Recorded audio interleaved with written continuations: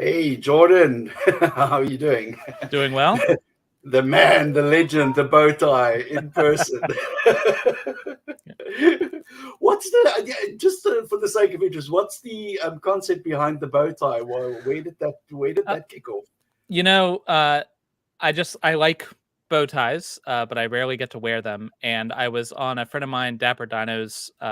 He does like an award ceremony for young Earth creationists every year. And a couple years back, I was like, well, it's an award ceremony. I'll dress up. So I put on a bow tie, and then I was like, this is fun. I'll just keep doing that. So Yeah, I guess it's stuck. No, well, I mean, like that's your icon at the moment. yeah, you got to stand out, right? Get a branding. Amazing. Um, so tell us a little bit about yourself, Jordan. I mean, did you grow up in a religious environment? What was the milieu like for you growing up? So I'm from the northernmost part of the American South. So it was definitely a religious environment, both culturally, but also my family. My grandmother was extremely religious. My mother was probably a little bit less gung ho, but kind of went along with the flow. So I was raised in several different churches of varying amounts of fundamentalism, but I was taught that the earth was 6,000 years old, marriage is between a man and a woman, that sort of Christianity. Right, right. Yeah, it's it's very strange. I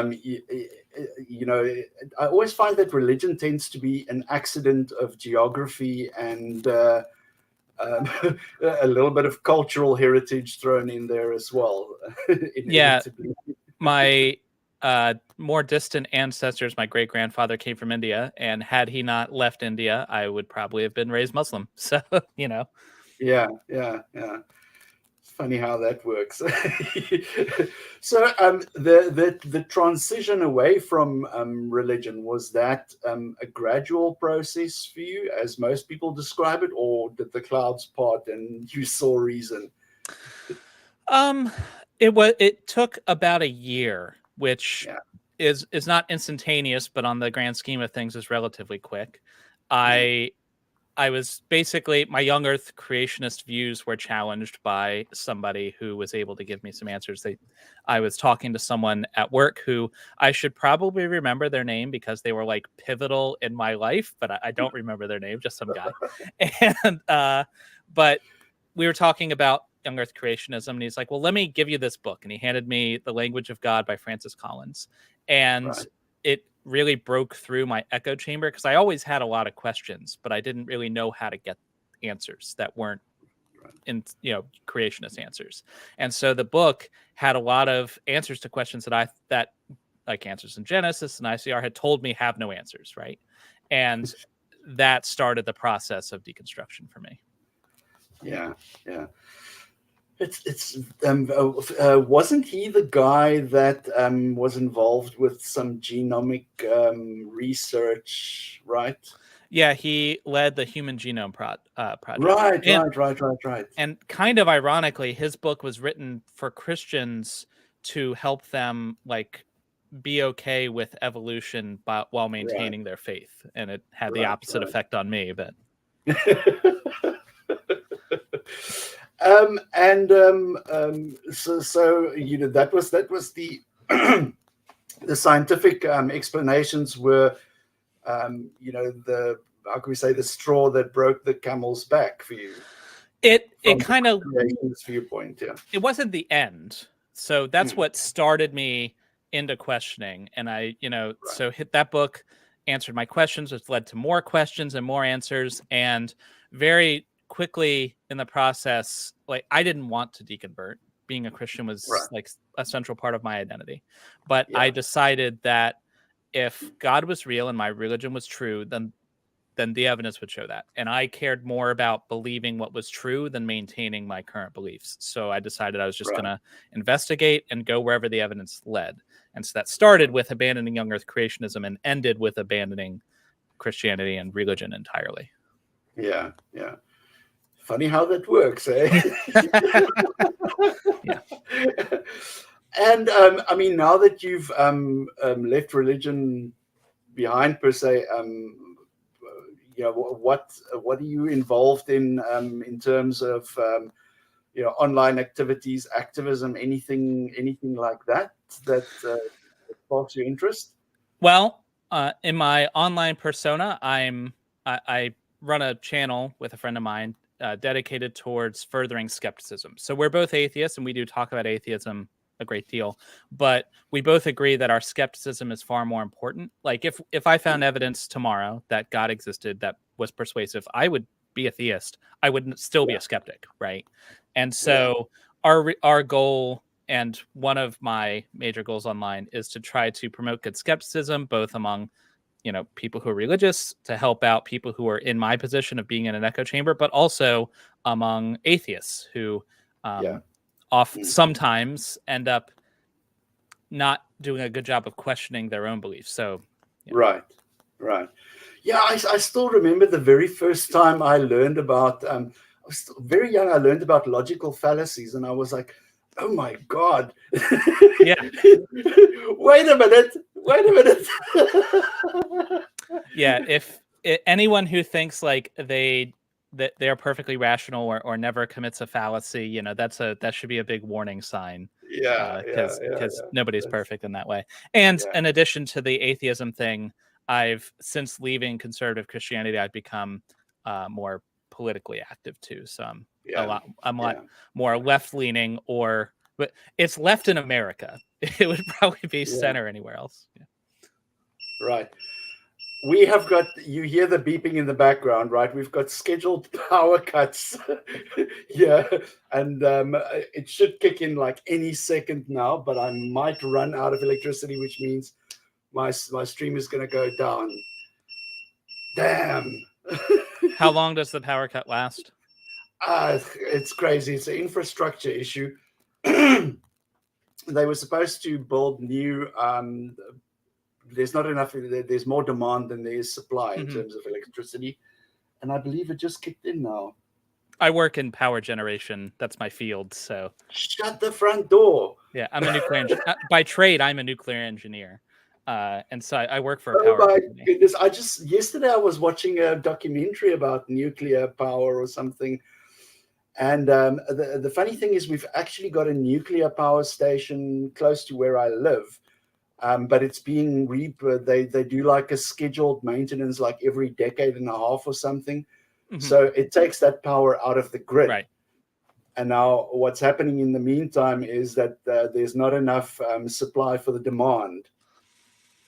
So they do these rotational power cuts, which means that for a certain period they try to limit the load on the grid for some reason. Yeah. I don't know how that works. Hallelujah. The light just came on. It's crazy. It's funny that you mentioned that.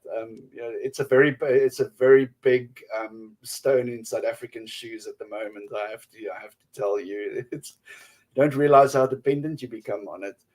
But you know what I was going to say before the beeping kicked in was that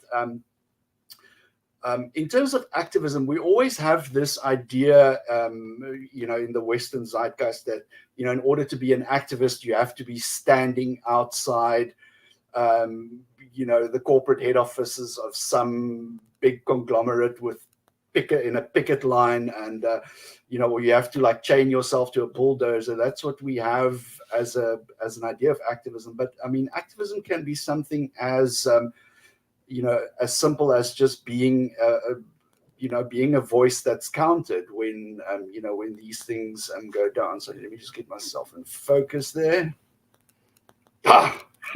Magic. Yeah, I think that while those picket lines and striking, those sort of things are still very valuable activities, in today's modern age, the discussion happens more rapidly online.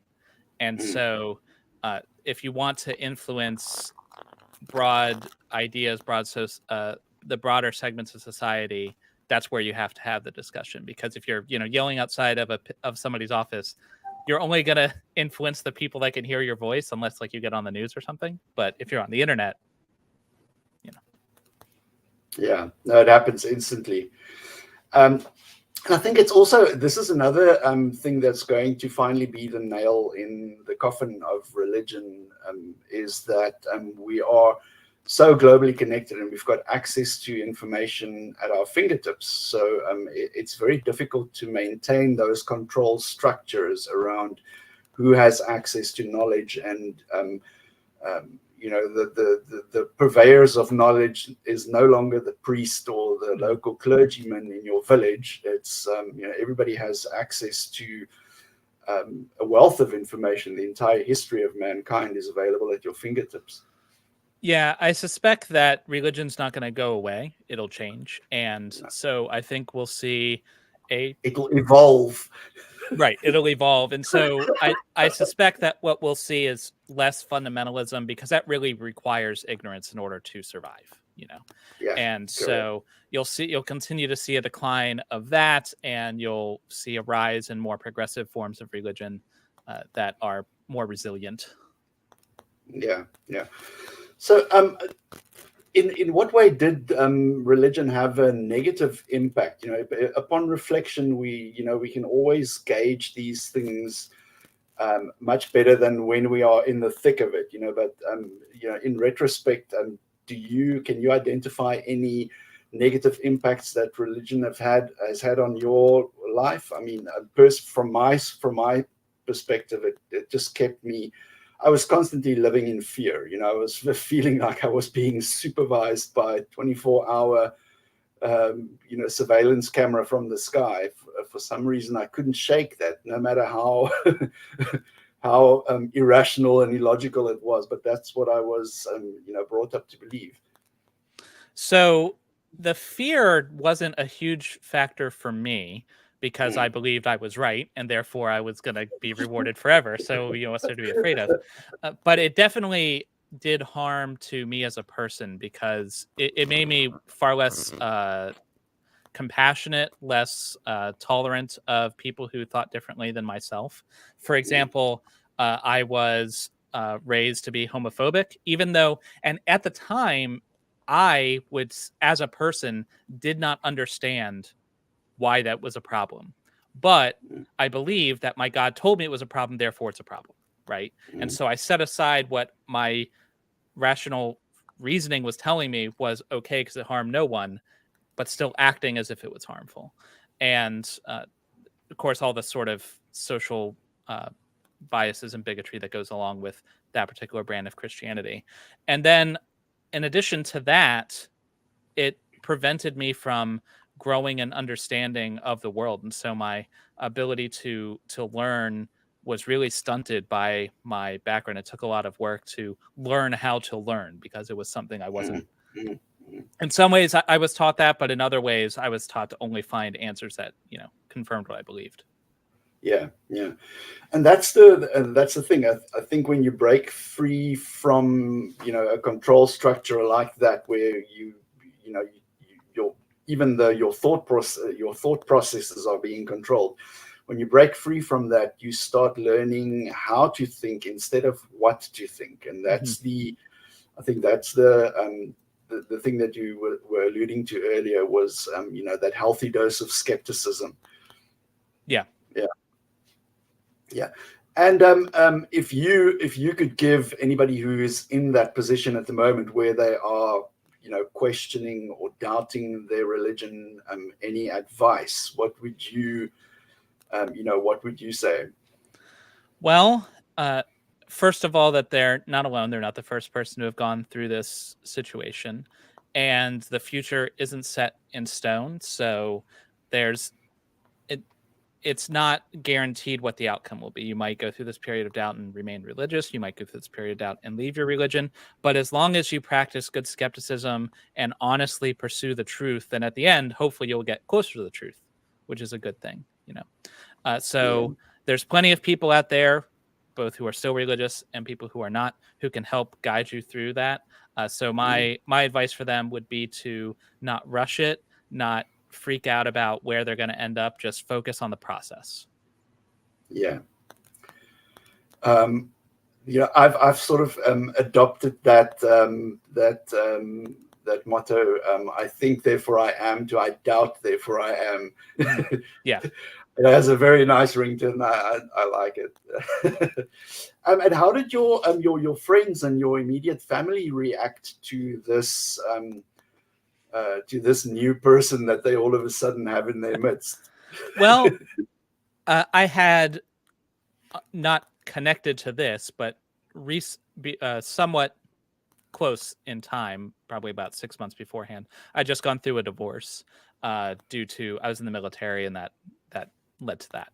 But the segment of Christianity I was in did not view divorce as an acceptable thing to do, and so that led me to being cut off from that entire segment of my friend and family group. And so by the time I was deconverting, there was no one left who cared. Yeah, so like all of the damage had already been done.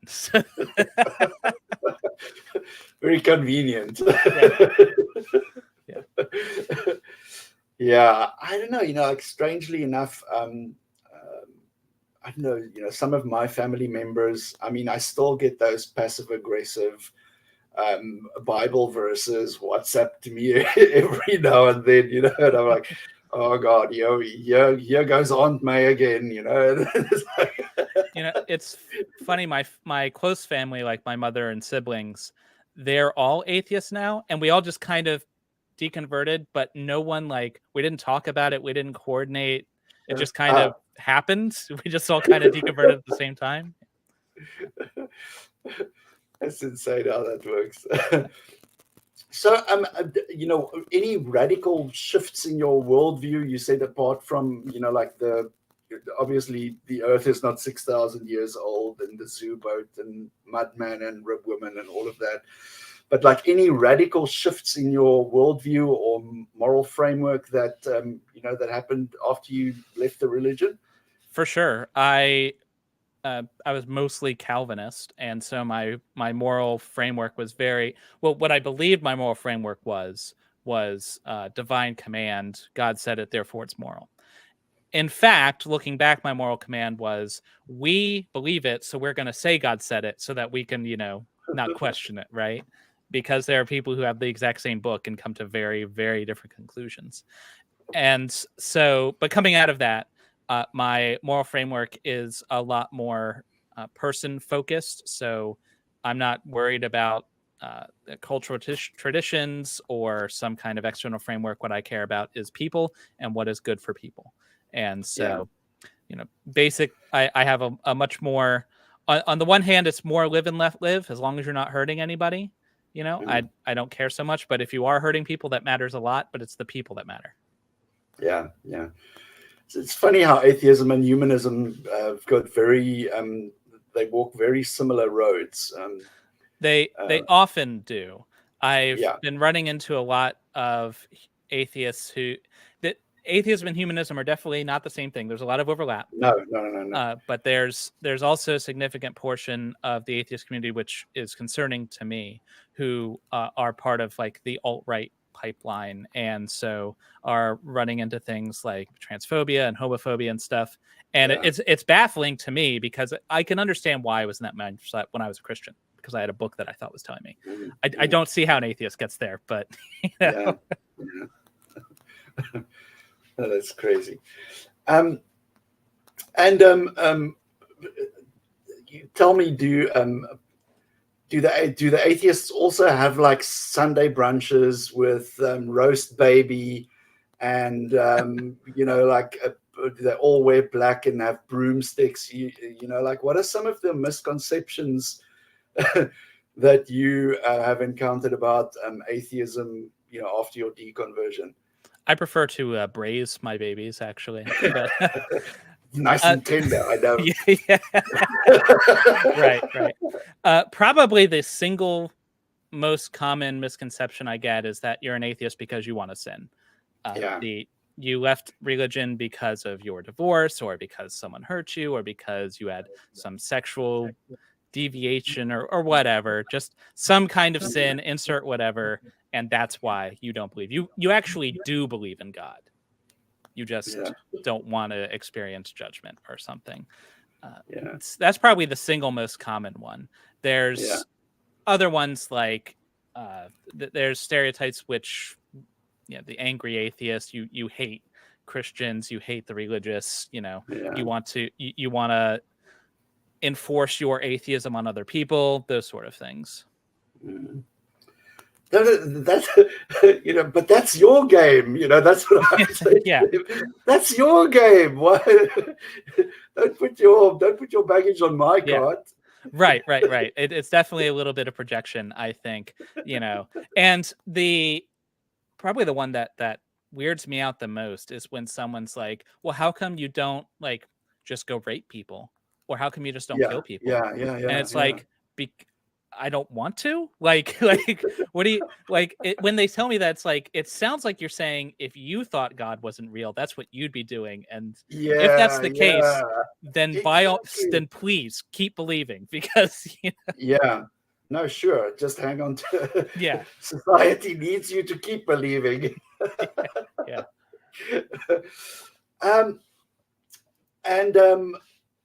This idea of critically examining your beliefs before leaving your religion, that usually goes along with, it's not something that people do on a whim. It usually involves like a lot of forethought and study. And are there any resources or books that you can think of during that process, besides the one that you've mentioned earlier, that might be of value to our audience? Well, if you're coming out of young Earth creationism, then there's books on evolution. The Selfish Gene by Richard Dawkins is good, or The Greatest Show on Earth is another good one. If it's the scientific understanding is what's holding you back, I direct you there to start with.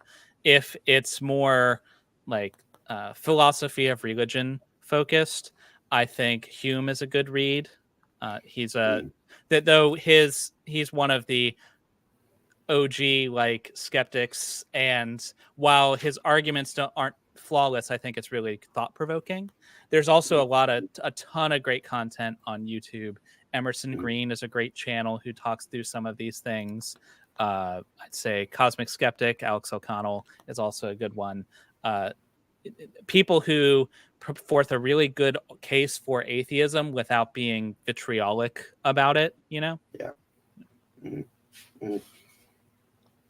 And science, people always say,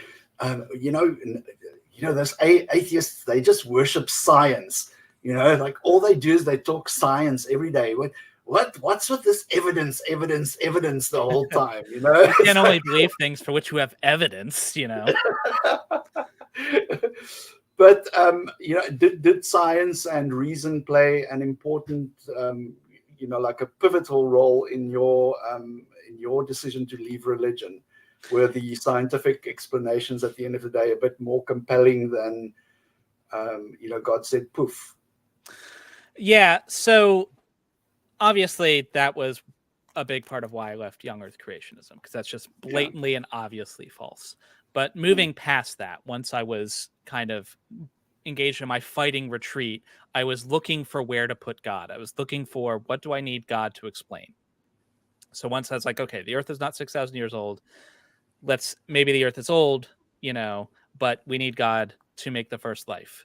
Okay, we don't have that settled, but it doesn't look like that. Case doesn't look good. Okay, well, maybe God has to make the universe. And I just kept looking for places where there was like no hope of a scientific explanation, and just failed to find any. I found plenty of things where we didn't know, but we don't know doesn't mean therefore it's God, right? Exactly. And so the lack of an observation that I had to invoke God to explain was one of the biggest driving factors for me ultimately deciding to leave the faith. Well, I say decide. I kind of ended up as like a wishy-washy deist for a while. I was like, well, maybe God's kind of just over there somewhere. Yeah. And I just didn't think about it for a little while. And then I was driving home one day and it just struck me. I was like, I actually don't think God exists. So, yeah. Oh, that's crazy. Were there, a lot of people in our communities, talk about going through periods of tremendous emotional turmoil and psychological challenges during this whole deconversion process. And others say they couldn't be bothered. They didn't give it a second thought. What was that journey like for you? Did you also have these existential moments of angst that you had to cope with now that you didn't believe? I mean, I still have moments of existential angst. I really don't want to die. So, it's a tangent, but like people, when they accuse me of you just don't want Christianity to be true, it's like, no, if God exists and he's actually like a loving being, I would love that to be true. I don't want to die. But anyway, that aside, during my deconversion, I had some turmoil right up front as I was confronted with this, the realization that something that I had believed with all of my heart and soul, I was 100% in, and I was very wrong. And that was a very shaking experience that I recommend to everyone because it instilled a great deal of intellectual humility on me going forward. But from that point, I wrestled with it, and that's when I made the decision I'm going to pursue truth. And I'm a very decisive person. Like, I'll wrestle with some doubt, but once I've made a decision, I don't look back. I'm good. And so once I'd made that decision, then I just let the chips fall where they're ready to fall. Yeah. I don't remember the exact thing. It was someone said it's something about when an honest man encounters a lie or something, he either becomes a better liar or he ceases to be an honest man or something. I don't remember the exact thing, but it came to mind now for some weird reason. Let's talk about some positive aspects. What positive aspects, or instances of personal growth have you noticed since leaving religion? Has your life changed tremendously? Have you solved world hunger and and all of that? I've solved all the world's problems, but sadly, no one will listen to me. No, I am just a better person. I'm a lot less arrogant, and part of that's just I'm a much older person now. It's been the better part of a decade, but still, I'm far less certain in my beliefs, which means that I'm more open to the idea that I could be wrong. So I suspect I'm a lot less insufferable to talk to. I imagine I was probably kind of a tedious person to be around when I was very religious. Hopefully I'm less tedious now.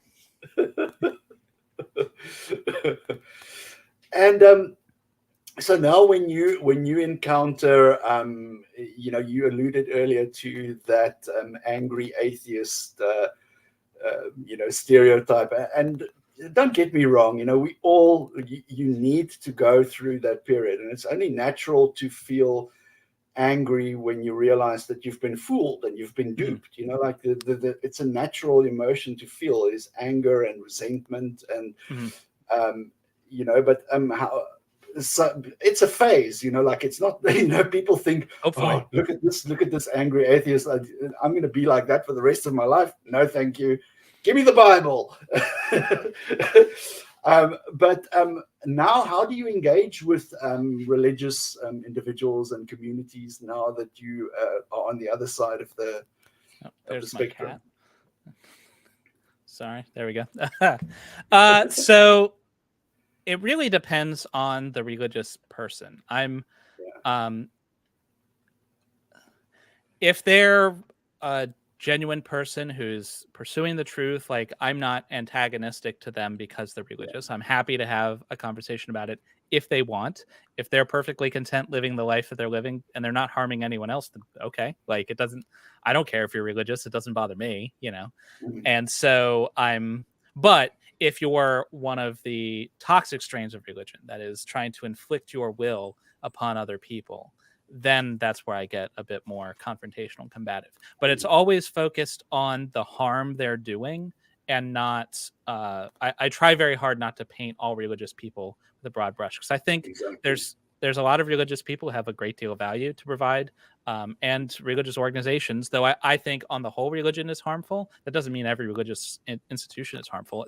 The shirt I'm wearing is from a friend of mine's church, who they do a great deal of service to the community. They they feed the homeless, they shelter people in minorities and marginalized communities. Like, they do a great deal of good, and I don't want to pit myself as an enemy to those people, because I'm not. Like, Yeah. we have a Yeah. lot more in common than different. Yeah. No, I'm exactly the same. I'm a you get what you give kind of guy. So if you Yeah.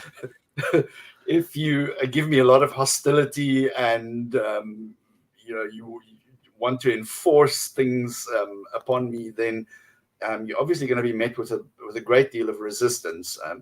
But just like you, I'm also okay, that's your thing that's over there, and this is my thing that's over here. You do your thing and I'll do my thing. I'm exactly like that. I like to argue, so I'm happy to have a conversation or a debate with, and I try to approach it with the idea that I could be wrong. So perhaps, like, I don't go in assuming that I'm going to come out on top. I just want to find the right idea. And so I love having those conversations with people who want to have those conversations, but I also don't want to inflict my atheism on someone else who isn't interested. Exactly. That's the thing. I always consider my atheism as a response. It's not. It's you don't see me standing on the corner, pushing Bibles and handing out, good news pamphlets. It's like you'll only ever know that I'm an atheist when you approach me with religion. Otherwise, it's a non-issue. It's a complete non-issue for me. But let's move on a little bit to this idea of young Earth creationism. Where did it go wrong? When did it pick up so much steam? Is there a specific person or a movement or something that just made it gain popularity? Or it's interesting because the way that young Earth creationists paint themselves is as they are the original understanding, and people have deviated from where they are. And while it's probably true that if you went back 2,000-3,000 years and you would have asked a random Jewish person in Israel, like, how did the world come about, they'd point to Genesis probably, but it wasn't a big deal. They didn't I suspect that prior to the 18th century, if you had shown them compelling evidence that Genesis wasn't literally true, it would have been fine. They just didn't. That wasn't important. What was important was Jesus' message and saving souls and stuff. But Genesis didn't matter.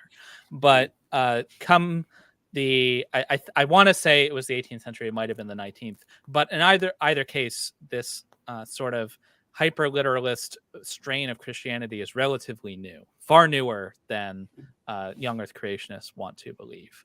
And it was, I think, in part a reaction to Darwinism and things like that coming up.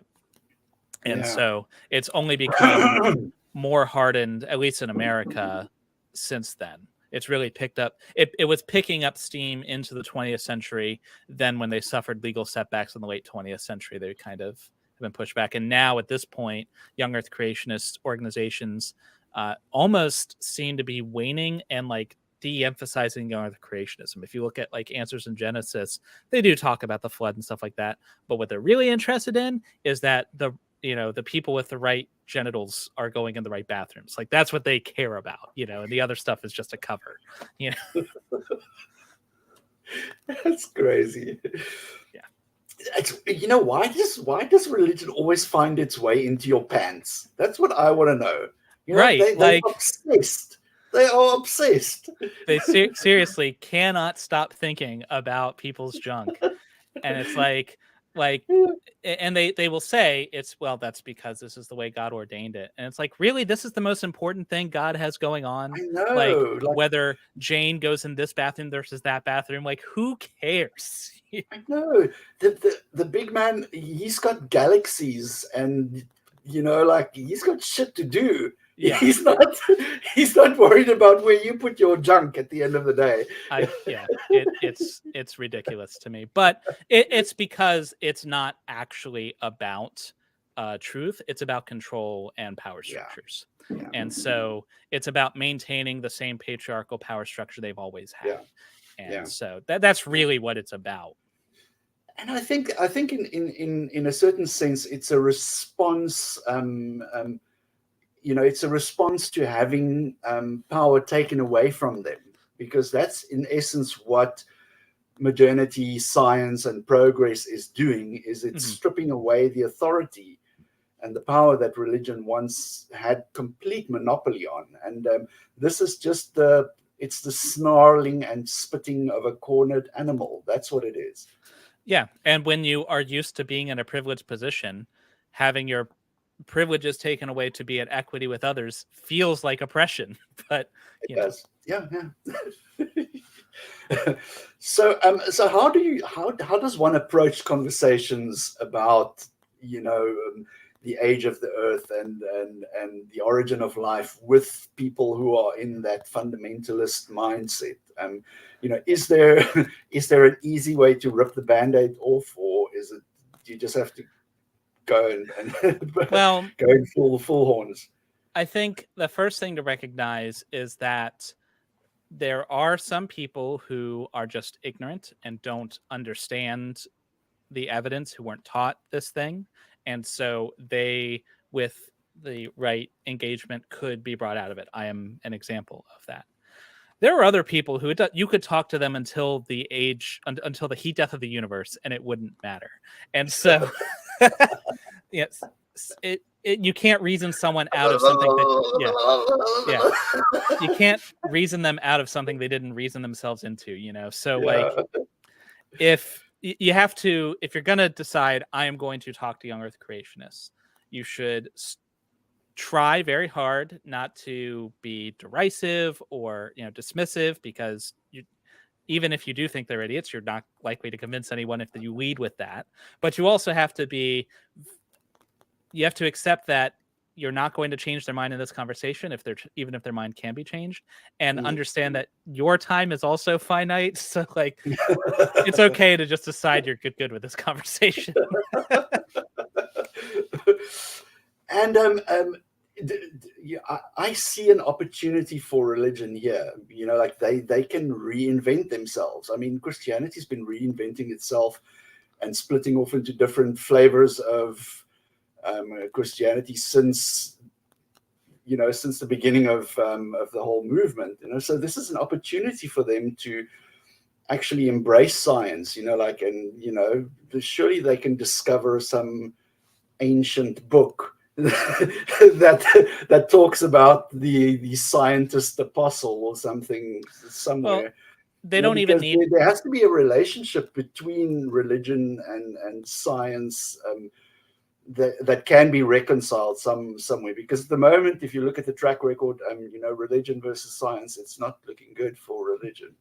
Well, I think the good news for religion is Christianity in particular, they don't even need to try that hard to get there. First of all, looking at their book, the parts of it that conflict with science as allegory is not that this wouldn't be an innovation. This is just, it's understood that these founding myths, or it has been historically, and it is in most of Christianity now, understood that Genesis was a book written by people as a myth.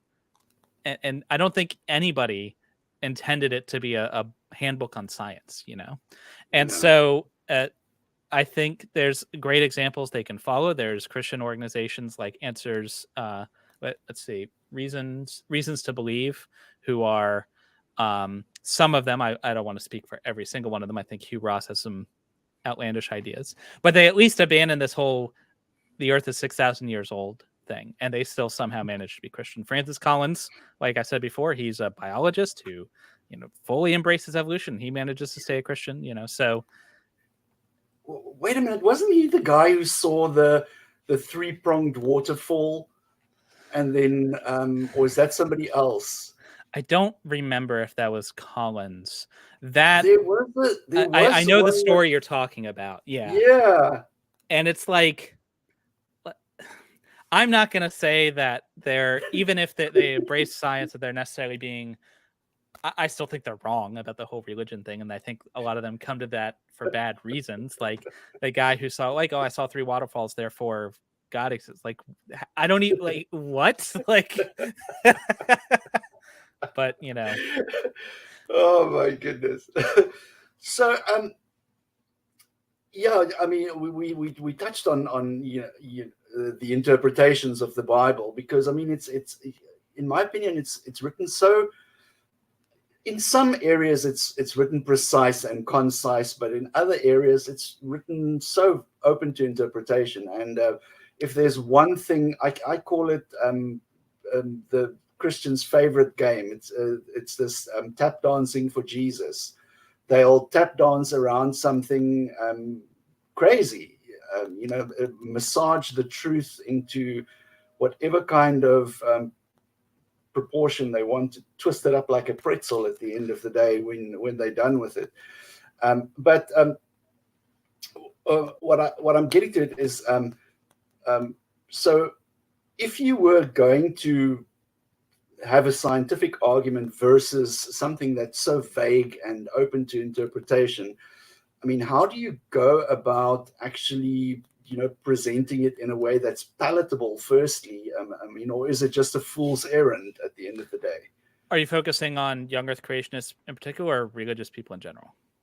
The young earth creationists. So I would probably, if I'm going to engage a person in conversation, ideally, I would like to, at least early in the conversation, point out that their faith is not at risk by changing their mind on this thing. Even if it, for some people like me, it does lead that way. That can show, it can kind of bring down the defenses a little bit, because their fundamental, the fundamental like flag of their character is not necessarily being attacked. Yeah. This is not it's a question of fear-based reaction. Yeah. This is not a question of whether or not your religion is true. This is a question of whether your interpretation of your religion is true. And there are plenty of other people who have your religion who disagree with you. So this is not like me trying to destroy your faith. This is just us trying to find what the truth is, right? Mm. And then after that, I would, well, what would probably be most effective would be for me to ask some questions. I tend to jump the gun and start talking about my favorite kind of evidence because it's fun,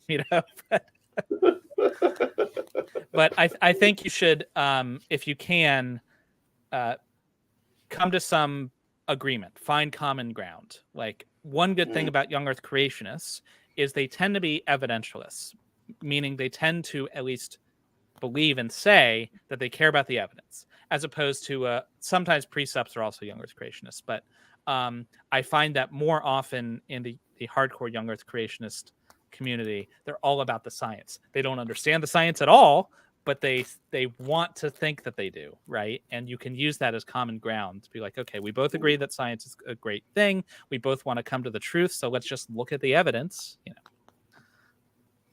Yeah.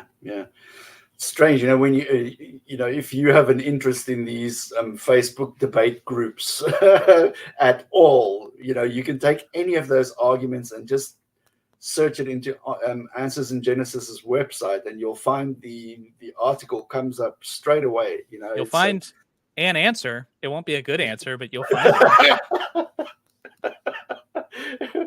it. Somewhat answer-ish. Yeah. One difficulty is that the Answers in Genesis answer is designed to be simple and easy to understand. Yeah. And because it's fake, it's nonsense. And so it's easy to tailor nonsense to be palatable. Yeah. It can be a lot harder to tailor what can sometimes be complicated science in a way that seems persuasive. And ultimately, if someone doesn't understand what you're saying, they're not going to be persuaded. Right. Yeah. And so I would recommend to people to don't try to be an expert in every single thing, because that is not possible. I am not a biologist. I have no interest in biology. It doesn't fit. Like it, I can understand it when I'm looking at it, and as soon as I look away, it like quickly the understanding drains from my brain. So I don't try to engage that much on the biology because that's just not my field. I leave that to the biologists. I engage on the physics because that makes a lot more sense to me. And so if you are going to try to talk to young earth creationists, whichever, the great thing about it is it's wrong no matter what field of science you're talking about. So pick the one that you like the best and be an expert in that one, Yeah. I mean, creationists have got a very big bee in their bonnet when it comes to evolution. I don't know what it is.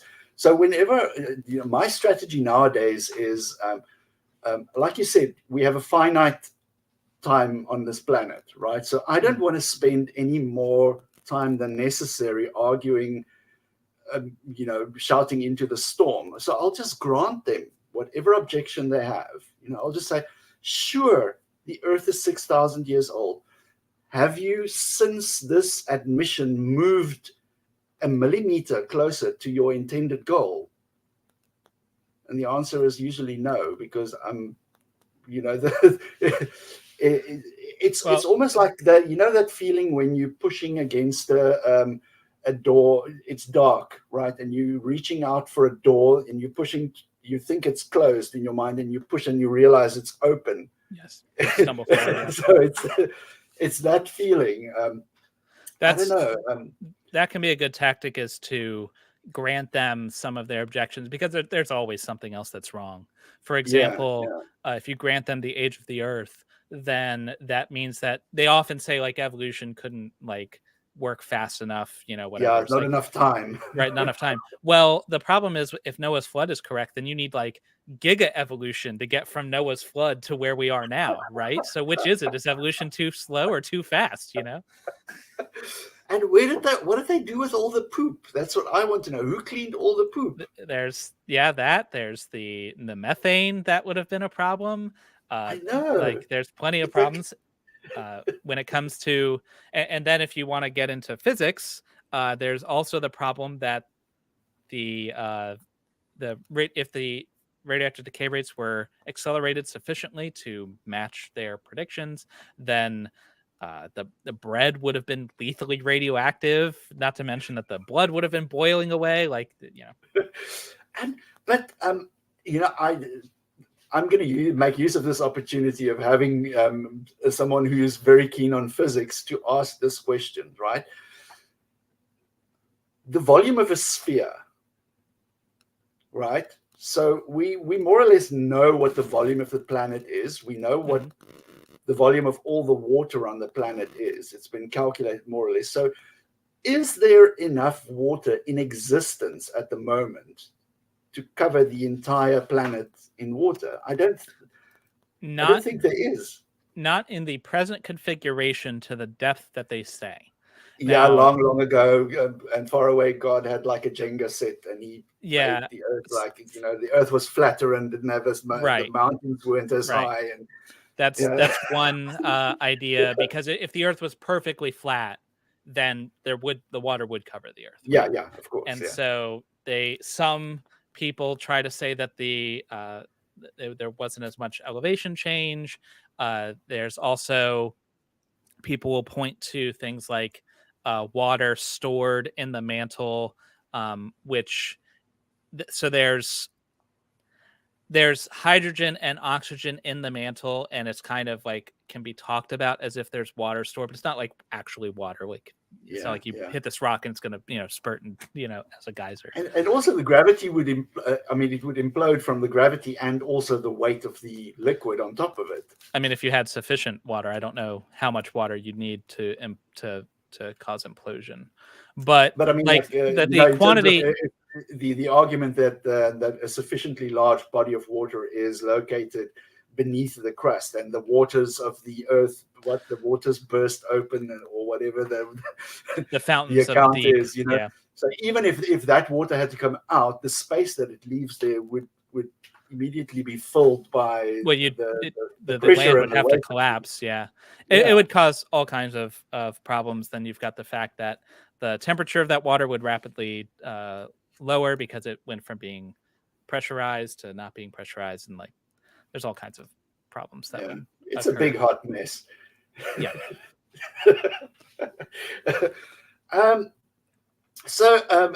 Yeah, just a couple more. I'm not gonna.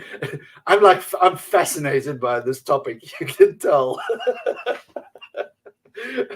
So, just grant me two more questions, and then we can conclude it. I don't want to hog too much of your time here, but have you encountered any instances where conversations with young Earth creationists led to a change in their perspective? Like, is it even worth it at the end of the day to pursue? I mean, like, to take a sledgehammer of reason and bop somebody upside the head. I don't know how else to put it, but like, is there any value in it? Have you experienced anybody having a radical shift? I mean, speaking for your own experience, but anybody else? Well, I have never had the experience of talking to someone and on the spot they stop being a young Earth creationist, embrace science, and ride in the sunset, because that's just not how people act. No. But I have had a lot of instances where I talk to people who were young Earth creationists and then stopped being it, and almost always, almost invariably, it began with someone talking to them and making cracks in their confidence in what they thought was true. And almost never did that conversation immediately lead to something. It takes time. And so even though it can be a little frustrating, I say this thing to this person, I do whatever, and then they leave and I never ever see them again. So there's no way for me to know what effect I have. I also know that if you make enough cracks in enough people's echo chamber, then it's going to bear fruit. I may not see the fruit be born, but I can stochastically see the effects. And if you're in it long enough, sometimes people come back. It hasn't happened to me, but I know several YouTuber friends of mine who have had people approach them and say, thanks to you, I'm not a young Earth creationist anymore. Maybe if I stay in the game long enough, it'll happen. I don't know. It's almost like planting seeds, but not in a cultivated field or something. It's more or less like you're just walking through the forest with a bag full of tree seeds and you're scattering them as you go, and eventually, maybe just before you die one day, you come back as an old person and you'll see the trees. It's that kind of an analogy, but I'm fascinated by young Earth creationism. It's almost like it's like that feeling when you're driving on the highway and you're driving past a car wreck. You don't want to look, but you cannot help yourself from like craning your neck and gawking at the carnage that surrounds it. It's comical, to a certain extent, but also I feel such empathy for these people, because I see that it's simply a core value within them that makes them deny whatever evidence you can place in front of them, because it is not an evidence-based thing. They didn't reason themselves into this kind of a belief. I don't know, maybe I'm wording it poorly, but you get the general gist of what I'm trying to articulate. Like you said, the conspiracy theorist mindset is prevalent in the young Earth community, which is part of the reason why I and others fight so hard against it. Not because young Earth creationism in and of itself is particularly harmful. If the person believed the Earth is 6,000 years old, but that was the only belief they had, it's not that harmful. It's not that big a deal, But if you believe the Earth is 6,000 years old, in order to maintain that belief, you have to reject science. You have to believe that all of these scientists are lying or incompetent, and that has other issues. There is a stream that one of the creationist organizations was doing. I think it was ICR, but I could be wrong. But they were pro-vaccine during COVID-19. And so they had a stream to tell all their followers to go get vaccines. And they were shocked when all of their audience didn't agree with them and were anti-vaxxers and thought that the science was wrong and they were lying. And they just couldn't understand why this audience that they had taught to believe that scientists are liars were now thinking that scientists were liars, The irony. Oh my goodness. Yeah. And I don't know. The older you get, the more of a connoisseur of irony you become. I have it to was tell you. it was extremely ironic, but it was also I hope it was a wake up call for at least somebody in the Yeah, audience. But yeah, so, and this is something that I think can be a point of solidarity, being opposed to this kind of thinking shouldn't just be the role of atheists and well, I say skeptics, you could be a religious skeptic too, but atheists in the skeptical community, because it's also harmful to Christians. First of all, if people associate this kind of ignorant mindset with their religion, that's not a good look. But also, I firmly believe that fundamentalism is brittle. It doesn't hold up well over time. And so I've often wondered, if I had not been raised a fundamentalist, if I'd still be Christian. I can't know that, but it's possible. I suspect there's a lot of people who, had they been raised in a more um, educated faith, they may have maintained that faith, And so if they really care about saving souls, then they should try to eradicate young earth creationism, because it's not doing a good job of that, right? So it's something we can both come together on. exactly, man. And it's like it's almost like a virus. Like when it spreads very quickly, but when it infects an organism, it does so at the detriment of both itself and the organism that it infects. Yep. It has such a knock-on effect. It'll start. You'll start believing that the Earth is 6,000 years old, and all of a sudden, you've run into all these different problems. How do you explain X, Y, Z? Be it ancient geological formations or stellar evolution. How do you explain these things within that time frame? And then all of a sudden you have to start tap dancing again. Tap dancing. No, but it was, it was created that way. Like poof, bang, and then ever since then it started moving in this very orchestrated way. I don't know. I'm just saying, like, thank the dead spirit of Christopher Hitchens, that we don't have that nonsense here in South Africa. If someone has managed to make it this far and are a young earth creationist, then my advice to them, what the mindset that really helped me was, when I was growing up, there were a lot of things that I was told scientists believed and thought was stupid. For example, I was told that the second law of thermodynamics, one of the most fundamental laws of physics, doesn't work with evolution. And I was like, how could these scientists not see this stupid thing, right?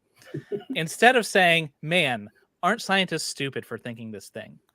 You should instead say, that seems really stupid. Do scientists think this thing? And then go find out if the scientists actually think this stupid thing. Probably what's happening is the scientists know something you don't. And you should look for what that is. Yeah. But I mean, if your authority on the subject is Kent Hovind, you're not the person that's going to be questioning scientists. If you are asking that question, I can guarantee you the place to get that answer is not Answers in Genesis, because you're not going to find an answer there, right? Don't. If you're like, what do scientists believe? Don't ask that guy what scientists believe. Go ask the scientists. Amazing.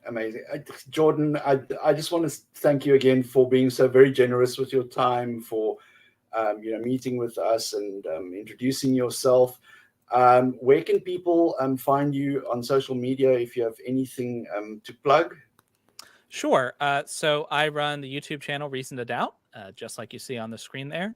I think we are big enough now that if you search Reason to Doubt, you will no longer find a really cool hip hop channel. There's a hip hop channel that has the same name, but I think we've surpassed them in size. So now you should just find us. And we release every Thursday. You can also find me on Twitter and stuff, but YouTube is our primary platform. Yeah. Amazing. Yeah, incredible. I was so happy to have made your contact when I reached out to you, and find you so open and willing to discuss these things and to meet with us. Keep fighting the good fight, my friend, and hopefully we'll see more of one another out there on the interwebs. Yeah, if we keep up the effort, then in 40 years, our children or children's children will be like, why did they even bother? Exactly. Nice meeting you. Take care, man. Bye.